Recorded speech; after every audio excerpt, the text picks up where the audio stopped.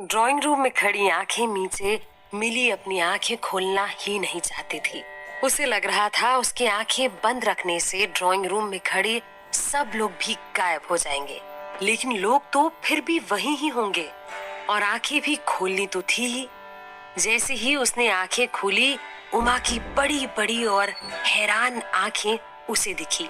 वो देखकर मिली ने वापस अपनी आंखें बंद कर ली। उमा ने हैरान होकर शांति से पूछा, ये कौन है? शांति भी घबराते हुए बोली, ये वो घर में आज कुछ ज्यादा काम था तो इसे बुला लिया।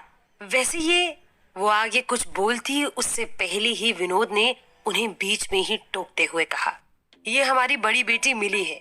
ये सुनते ही सब हैरान हो गए। उमा बोली, आपकी बड़ी बेटी मतलब आरती बड़ी नहीं है? आपने हमें बताया नहीं कि आपकी एक और बेटी है? शांति ने गुस्से से अपने पति की तरफ देखा और उनसे धीमे से फुसफुसाते हुए बोली, आप क्यों सत्यानाश करने पर तुले हो मेरा? चुप रहो। विनोद ने उनकी बात बिल्कुल नहीं सुनी और उमा से हाथ जोड़कर कहा, हमें माफ कर दीजिए, हमें ये पहले ही बता देना चाहिए था। आरती हमारी छोटी बेटी है, ये मिली है हमारी बड़ी बेटी।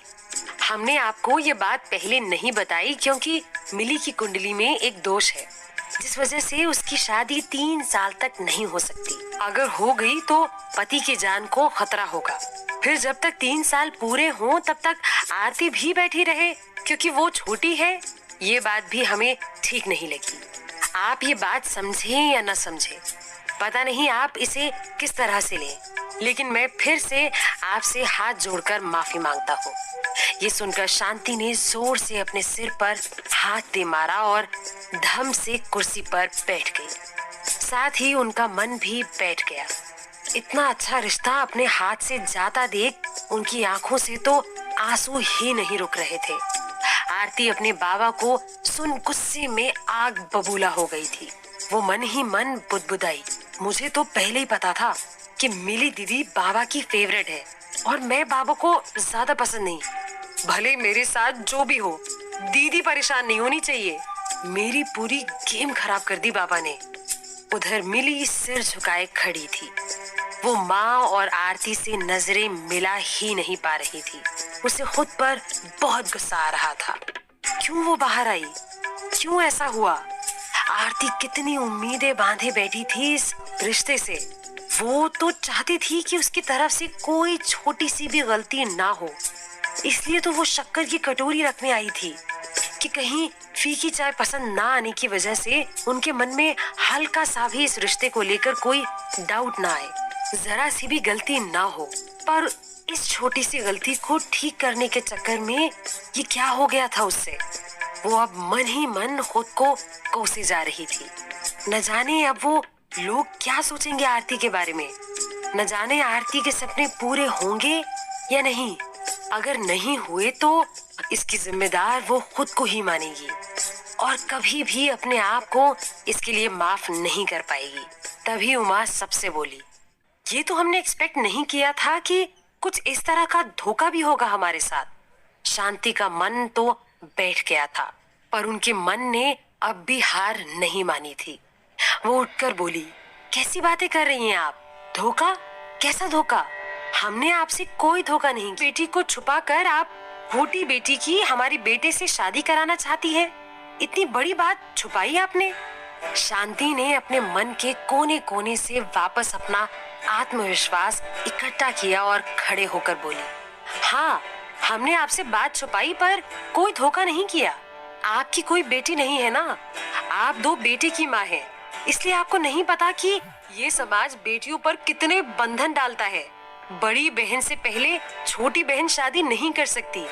बड़ी बहन की कुंडली में दोष है तो जमाना छोटी बहन में भी दोष निकालता है। बहुत रिश्ते आए पर ये जानकर कि बड़ी बहन की कुंडली में दोष है, छोटी बहन को भी मना कर दिया गया। लड़की में तो कोई खोट नहीं है, ना ही हमारे अंदर कोई खोट है, पर इनको कौन समझाए?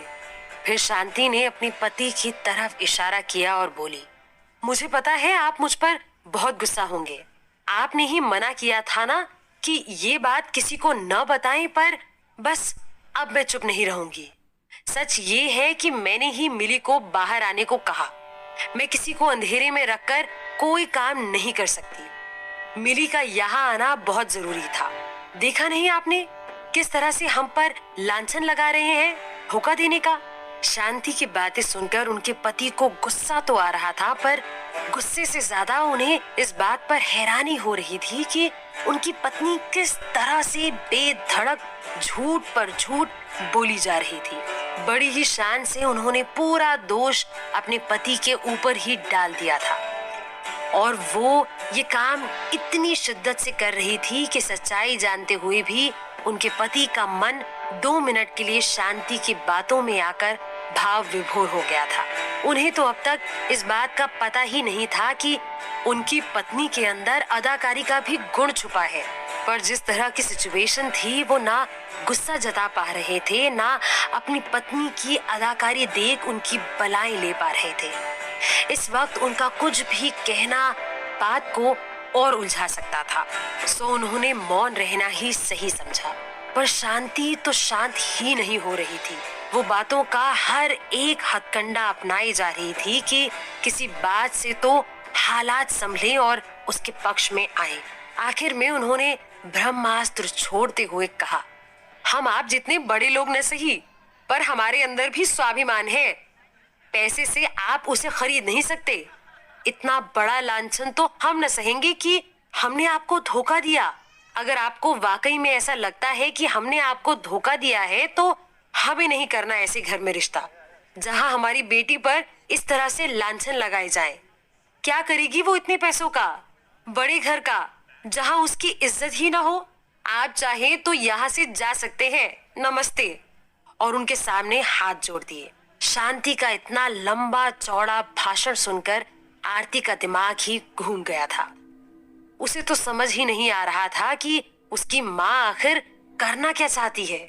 वो एक ही झटके में निरूपा रॉय कैसे बन गई? ये हृदय परिवर्तन कब हुआ माँ का?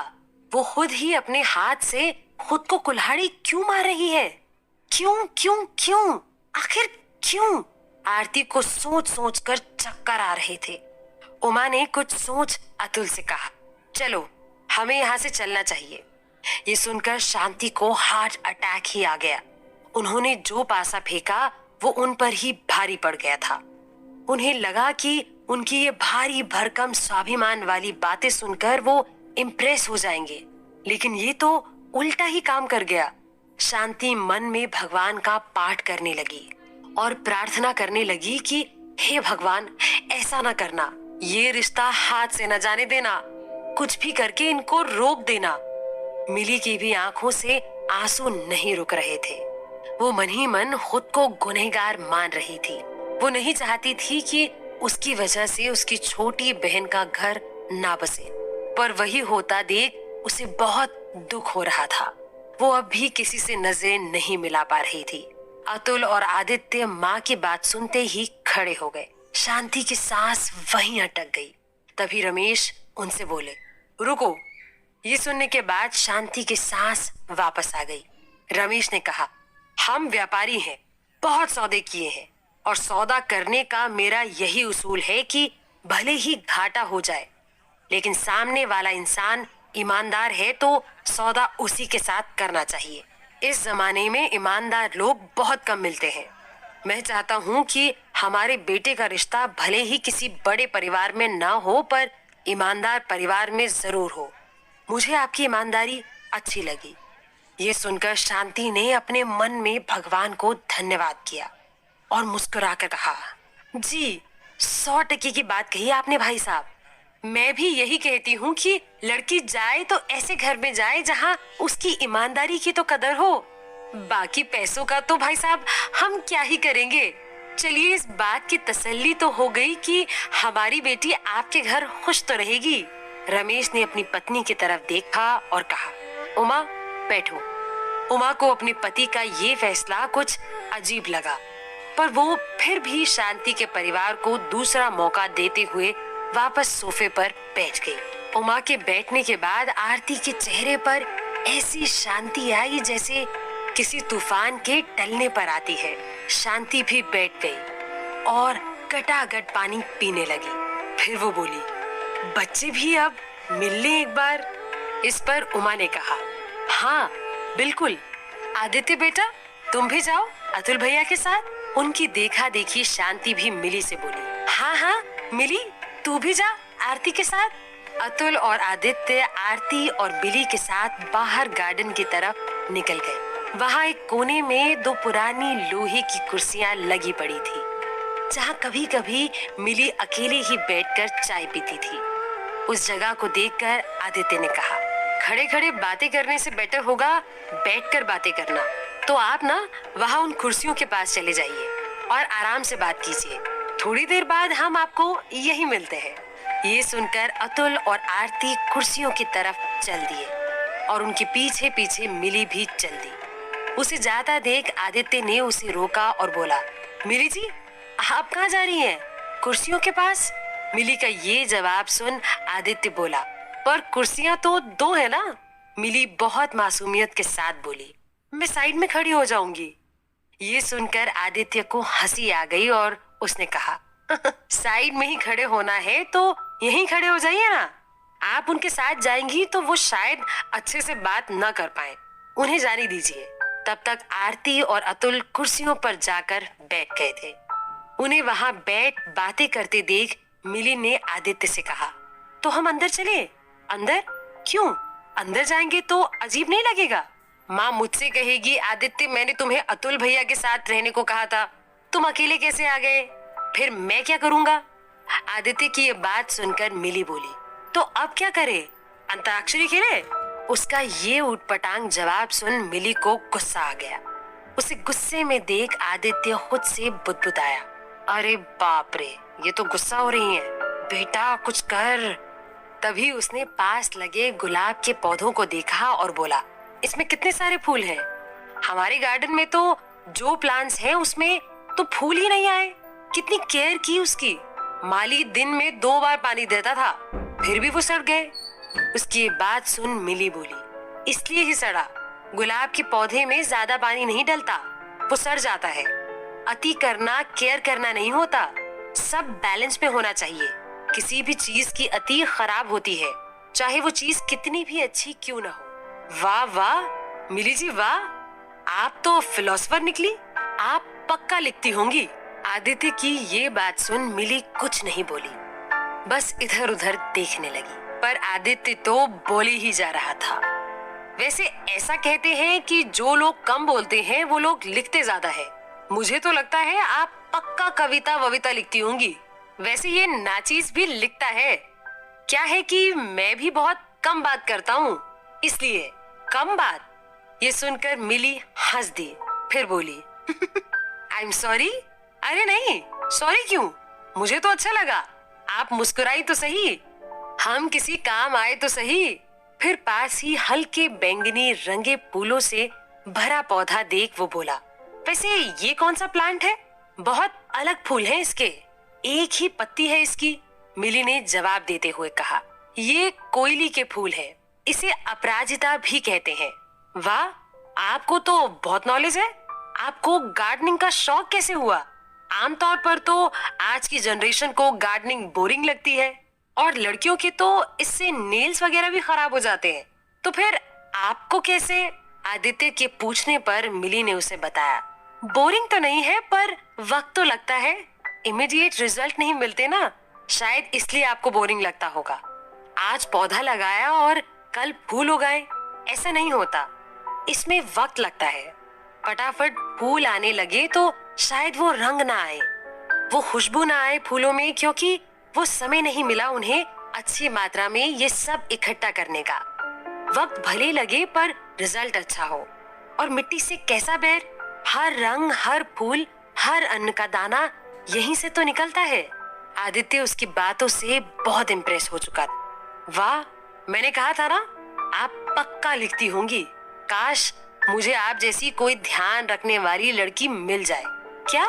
मिली ने हैरानी से पूछा तो आदित्य बात को संभालते हुए बोला, मतलब फूलों का ध्यान रखने वाली कोई मिले तो मेरा गार्डन भी हरा भरा हो जाए। यहाँ आदित्य मिली से इम्प्रेस हो रहा था, वहाँ अतुल और आरती के बीच सिर्फ आरती ही बोले जा रही थी। एक्चुअली मुझे ये कुर्सियाँ चुभती हैं। ऐसे सिंपल लोहे की कुर्सियाँ अच्छी भी नहीं लगती। मतलब कुछ क्लास तो होना चाहिए ना। एक्चुअली में ये घर भी ना रेनोवेट ही करवाना है इंटीरियर डिजाइनर से।